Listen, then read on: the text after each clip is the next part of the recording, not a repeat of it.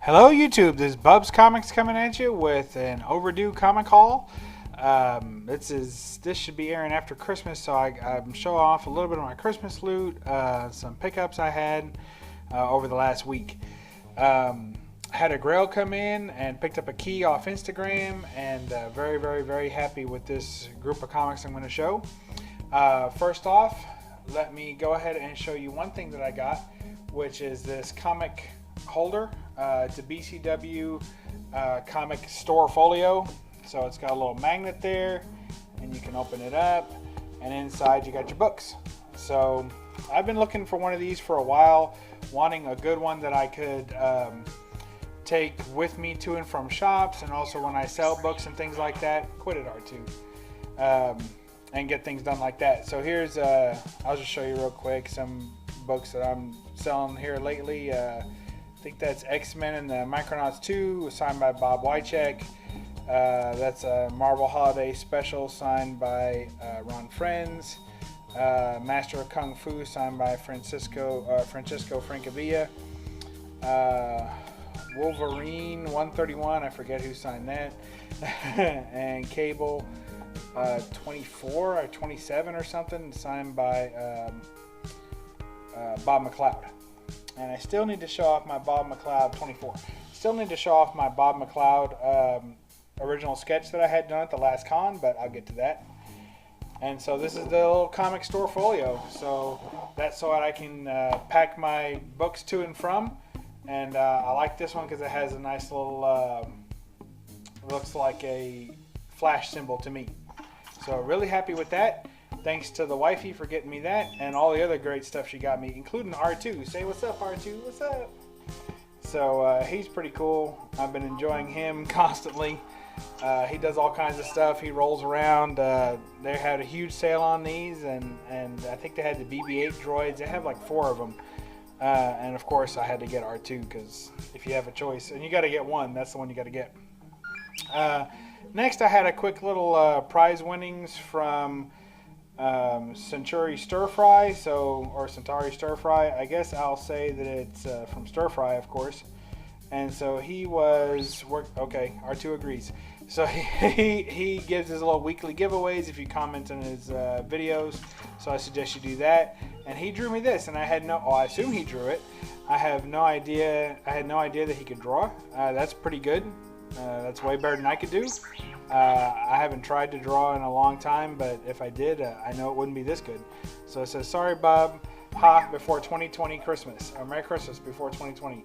So I didn't know when this was going to show up. It was like 3 or 4 weeks ago. I think he had pulled my name out of the hat, so I didn't know what was going to happen there. But pretty cool to get this. I like it a lot, so thank you very much. I love the sketch probably more than anything, so thank you for that. And I usually don't participate in too many giveaways videos anymore.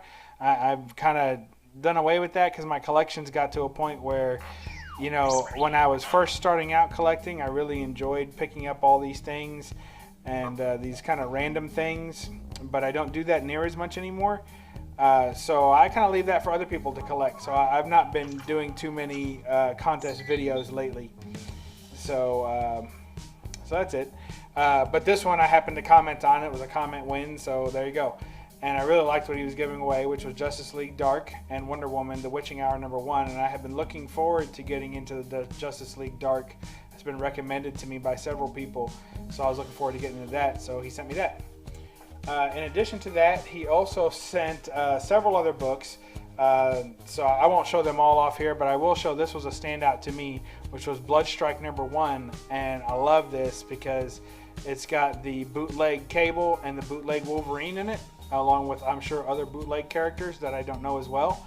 That looks like a War Machine / Thor or something.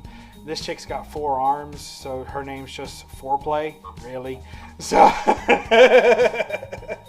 and there's Bloodstrike right there in the middle, your bootleg Cable. It's just such 90s cheesiness, and you know that's kind of what Stir Fry's into. He likes that 90s cheesiness stuff, so there you go. There's some 90s cheese for you.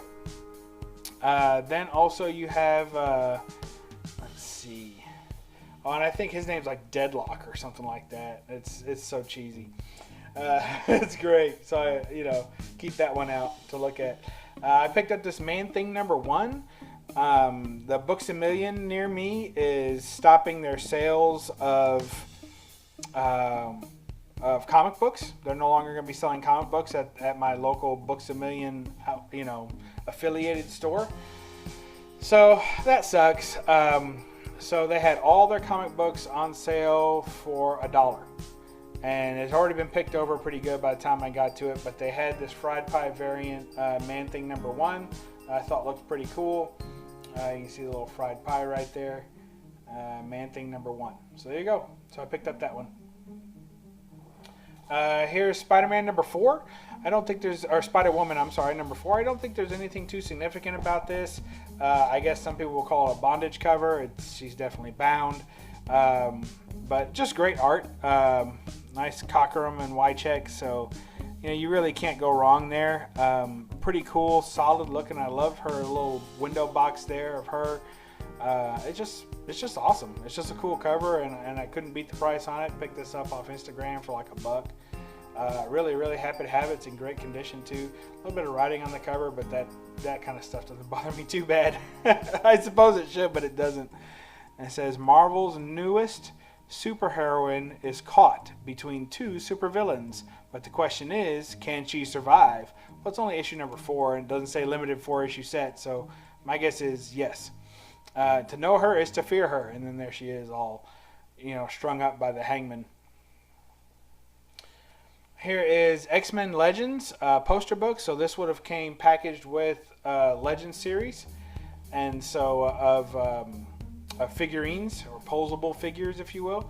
And so there's some great art in here. Some pretty cool. They did like Wolverine has 4 poster pictures. They're just single pages, except for the centerfold, and each of them have at least 3. So it's pretty cool.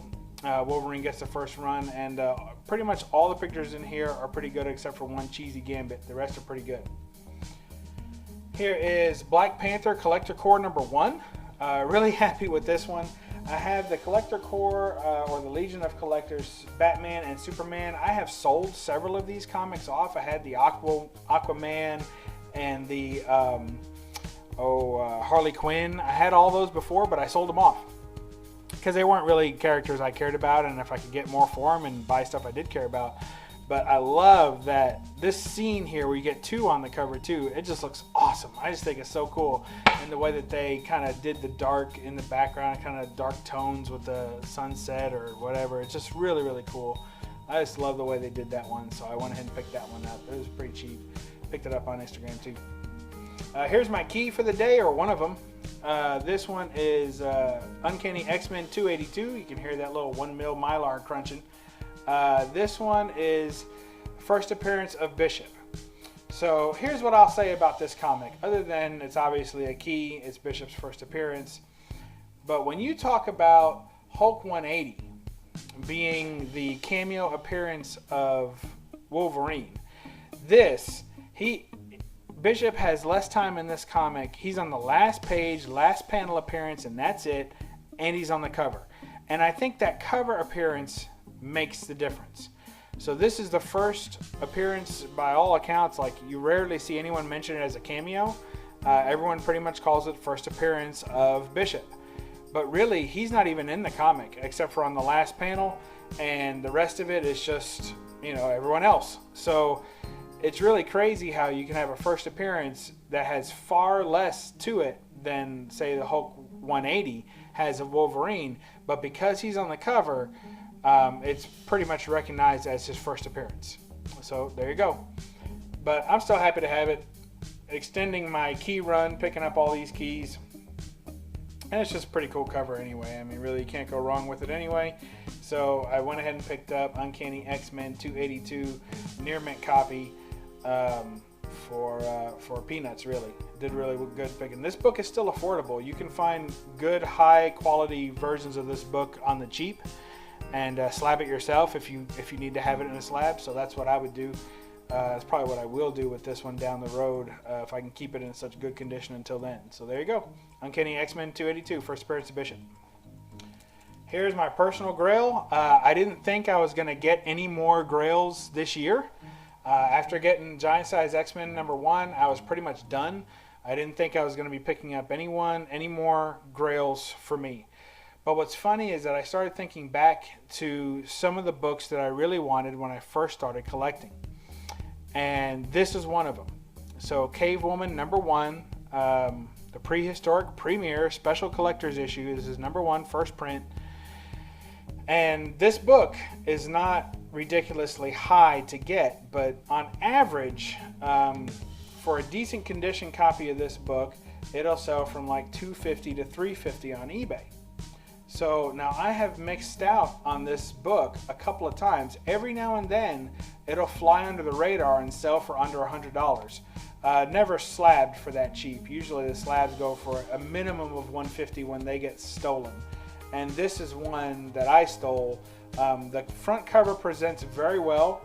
It has good color on it. Several spine ticks and a couple of dinged corners, but I mean this was kind of an underground comic when it came out, independent, so it's very low paper quality on this. So for the colors to get one that has good color on the front is really important for this comic to me.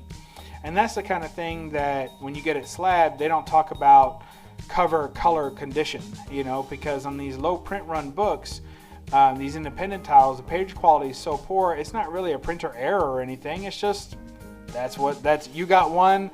Either you got one that came off early and had fresh ink, or you got one that came off late and didn't.